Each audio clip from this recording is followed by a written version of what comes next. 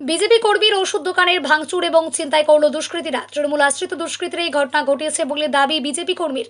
থানায় অভিযোগ দায়ের।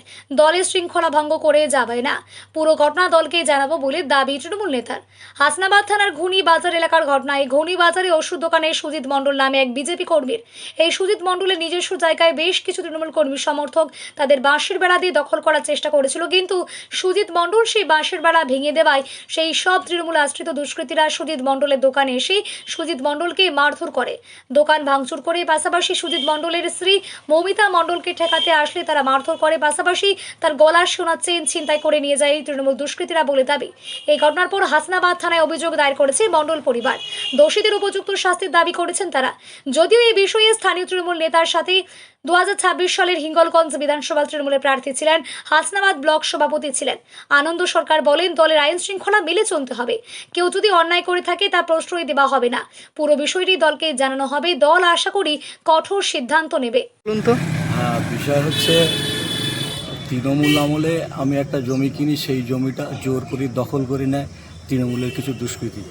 ঠিক আছে, অনেক দিন ধরে সেই জমিটার উপরে দখল করে রেখে দিয়েছে, জোর করে বেড়া দিতে যায়।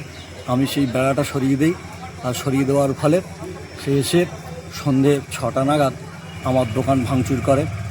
একদম দোকানের জিনিসপত্র ভেঙে চুরে ফেলে দেয়। কিসের দোকান? আমার ওষুধের দোকান। প্রচুর দামি দামি ওষুধপত্র খরচ হয়ে ক্ষয়ক্ষতি হয়ে গেছে, এবং আমার স্ত্রীকে ধাক্কা দেয়, এবং স্ত্রীর গলায় একটা হাত ছিল সোনার, সেটা ছিনতাই করে নিয়ে চলে যায়, এবং লাঠি নিয়ে আমার দোকানের সমস্ত শোকেস ভেঙে একেবারে একাকার করে দেয়। কারা করেছে? এটা হচ্ছে তৃণমূল আশ্রিত তৃণমূলের গুন্ডা বাহিনী।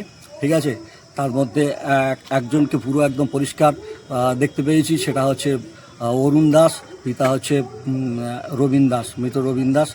এই করেছে, এবং এর পিছনে বড় বড় তৃণমূলের মাথা জড়িত আছে বলে আমি মনে করছি। এখনো কি দুষ্কৃতীরা দাবিয়ে বেড়াচ্ছে, এবং আমি বিজেপি করছি বলে আমাকে বিরাটভাবে প্রেশার ক্রিয়েট করছে। হ্যাঁ, এবং ওই বিজেপির তৃণমূলের মেম্বাররাই এইসব করাচ্ছে আমার এখানে। আপনি কি চাইছেন? কি আমি চাইছি সুষ্ঠু বিচার হোক, এবং এর প্রতিকার চাই। মানুষ যেন বুঝতে পারে যে আইনের শাসন হচ্ছে, এটা শাসকের আইন চলছে না।